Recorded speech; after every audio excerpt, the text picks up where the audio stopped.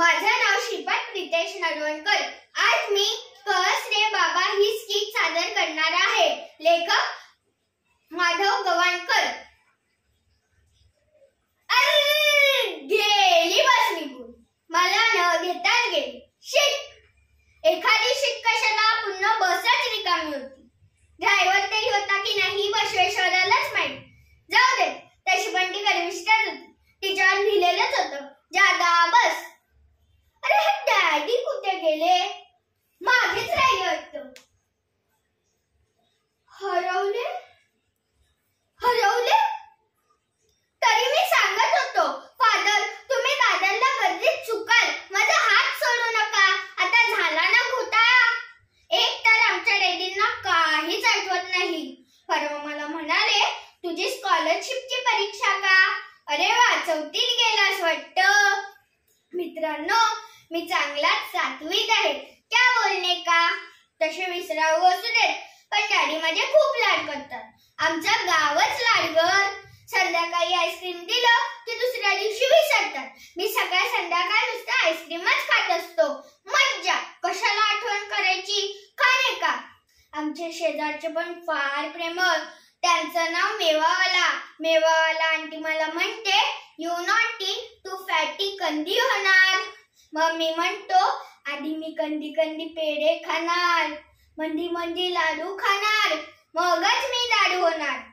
माझी भाषा ऐकून साने गुरुजींच्या डोळ्यातून टचकन पाणी आलं असतं।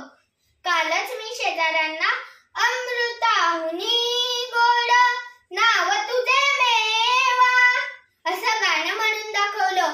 पेडावाला, बर्फीवाला, डेपावाला, कुल्फीवाला, किती छान नावं। जोड मुंबई, गोड मुंबई।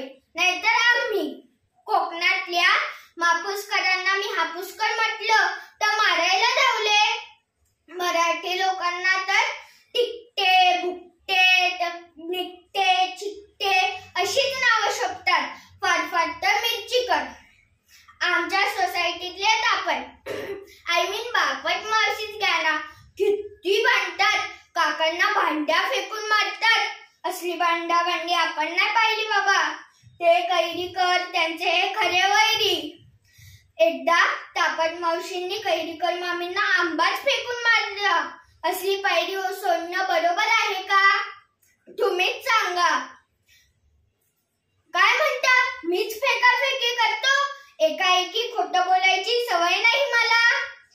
मग वित्त बातमी मलाच कशाला विचारता? खोटे आजोबा, खोटे आजी सगळे मलाच करतात।